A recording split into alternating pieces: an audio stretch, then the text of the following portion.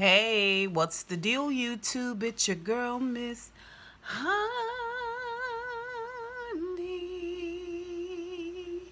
Here to do a quick recap, super quick recap for Real Housewives of Potomac. This was season 4. This was the part 3 to the reunion, the final part, and is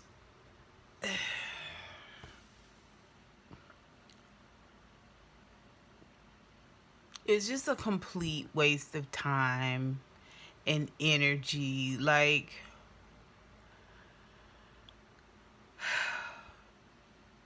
let's talk about it.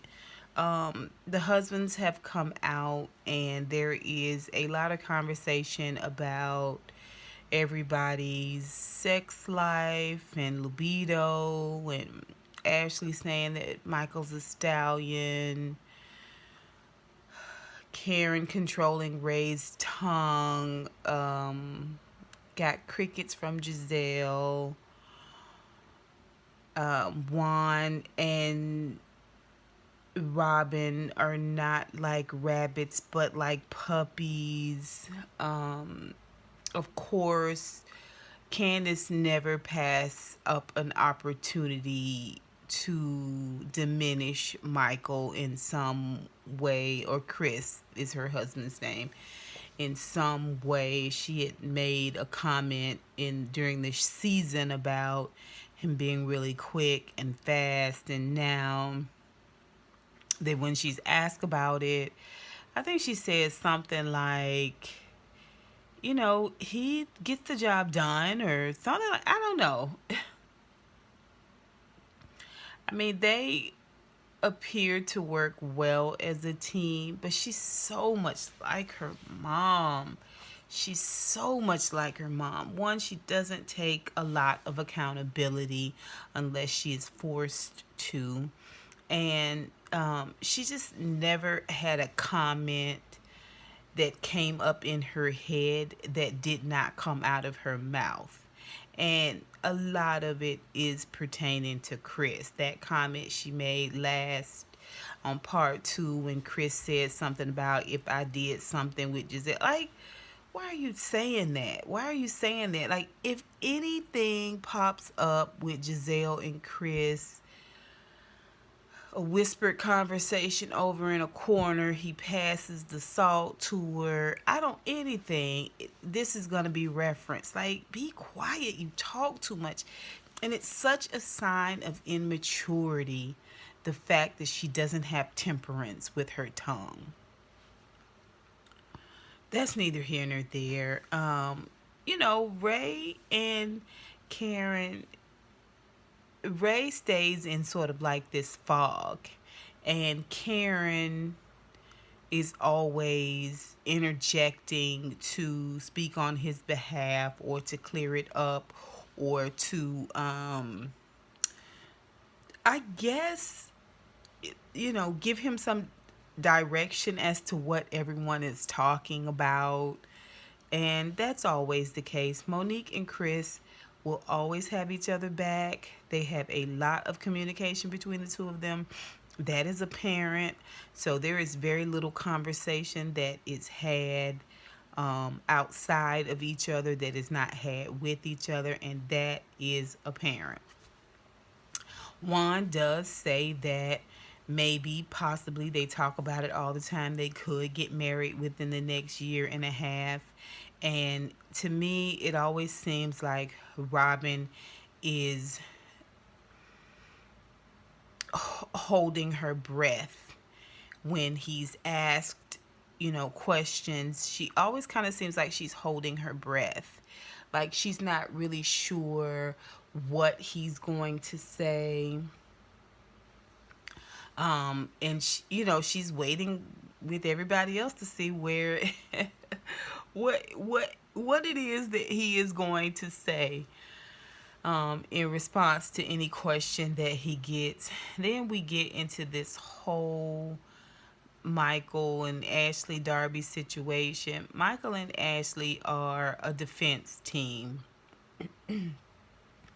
and she spends a lot of time defending him. She's better at defending him than is at defending himself. He basically called everyone stupid, or misinformed, or it's ridiculous, what you're saying doesn't make any sense. It's the Trump approach. You're seeing it a lot more now with people in all different walks of life, of all different nationalities and races and sexual orientations. People will look you right in your face and tell you what you saw didn't happen. That did not happen. Okay? What you heard was not what was said, you know and they're so adamant about it until and the hope is that if they're adamant about it enough, if they're dogged about it enough, then you will concede and you will question your own self, what you saw, what you heard, what you were present for, you know never really happened, right? And so he goes along with this. Andy has very little control over the panel, but he did ask Karen and the other ladies to kind of pipe down a little bit and let Michael talk. And not only was he sliding everybody with this shade, but he was also basically just calling people a lie. No, that's not true. That never happened. He was acting like it was because he was Australian and he was confused. And over there, they apparently grab each other's bottoms. I don't know if he's pinching or just patting or just grabbing. As an individual who has had that unwanted behavior happen to them, um, I just don't know how to explain it. I don't know how to explain to people that you don't have the right to push up on someone. If it's a joke, to put your hands on someone, especially in an intimate way, if it's a joke, if it's supposed to be sports related, well, wait until we on the field and we playing a sport. You don't just grab people's bottoms, pat people's bottoms. If it's making people uncomfortable, and we hear repeatedly from 4 people that are there that they saw you do these things. They saw you, heard you make these references. These are inappropriate things. Juan has decided he is not going to discuss it, period. What Robin said. I have an issue because he's not standing by Robin. You know, Basically, Michael said she was drunk. How could she have heard that? How could she remember? She could barely stand up. And Juan didn't say a word. He did speak up when he had to go potty, and he left and went potty. But other than that, he didn't say anything. I have an issue with that. I'm not sure why Giselle doesn't have an issue with that, or Monique, or Karen. I have an issue with the fact that this man basically called your wife a misinformed drunk, and you didn't say a word. You didn't say a word. You didn't say I stand by my wife. I'm not buying this whole Robin and Juan thing. I think Robin will go to her grave trying to prove herself to Juan and trying to get him back to a place where he really, really loves and respects her. And I just don't think it will ever happen. I think a little part of the love that he had for her, a big part of the love he had for her, died with their money. And that's just how I feel about it. I think a lot of things he do because he have to do, and it's not necessarily because he's 110% in this thing with Robin. So you guys tell me what you think about that, how you feel about that. Um, I thought Karen did a great job continuing to reiterate her story has not changed. She is very clear about the fact she does not consider Michael cleared. He was found not guilty or not innocent, and not innocent. You know, and she wasn't there, she didn't see it, but this is just how she feels. If he's touching people and they don't want to be touched, then it is sexually inappropriate. And Andy kind of seconds that if it's not consensual, then it is considered, sexual aggression. Ashley, of course, like I said, her and Michael will go to their grave defending Michael. I don't see a lot of Michael defending Ashley. I don't see a lot of him. I mean, he, after they kind of browbeat him into it, he does say she's a real trooper. It's just not affectionate. It's just not warm. I personally, I don't want Michael Darby back. I don't. I mean, Ashley, fine, whatever. We have to have somebody to hate, but I don't see a need for him to be on this show at all. I don't. I really, really don't. And um, after the husbands, they broke and the husbands were going to leave and all of that, um, they went to talk, and, she just kept reminding him that she was mic'd up, that she was mic'd up. Ashley knows. Ashley knows, but she has got goals and ambition, and where that marriage is concerned, and what her stake and her value is in that marriage, and she don't care how many butts get pinched. She just flat out don't care. This reunion, all three parts, was missing Katie. We should have had Katie there. Katie would have shed a lot of light on a lot of things.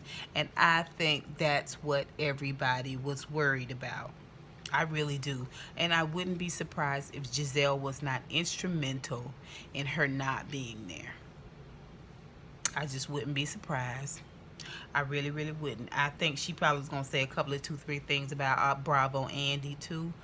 But it's a reason why they didn't want her there talking.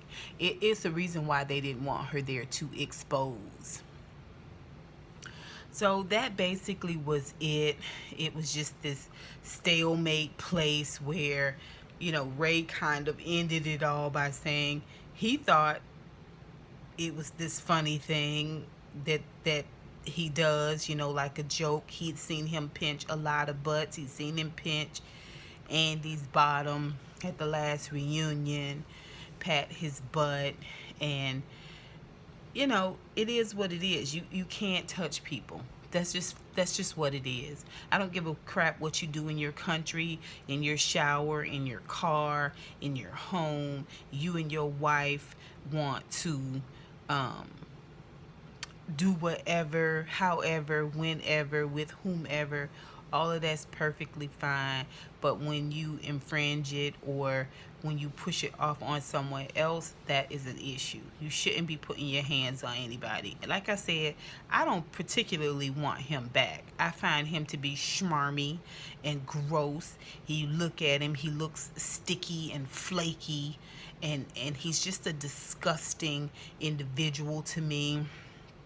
And he was fighting for his whole life with some of the weakest explanations I have ever seen. As far as I'm concerned, he's not truthful, he's not honest, and neither is Ashley. I could really do without either of them. I'm sure that you can find someone else that's a little bit more appealing. I don't want to see Ashley back again until it's time to go over the prenup. Those are my thoughts. You tell me, you guys tell me what you think. Put it down below. It was really much ado about nothing. Even that end, I guess Potomac isn't known for anything, so they had beignets. The best part of that was the tribute to Leela Chase. Remember that you are the prize. That was the best part about that. I was like, you guys have got to get something that represents Potomac. Like, to have beignets from Louisiana was just ridiculous. I don't, maybe because I don't like beignets, but um, anyway, y'all tell me what y'all think about Real Housewives of Potomac. Finally, it is over. I will see you guys for Married to Medicine momentarily. And until next time, honeybees. Mwah, mwah, mwah. I holla.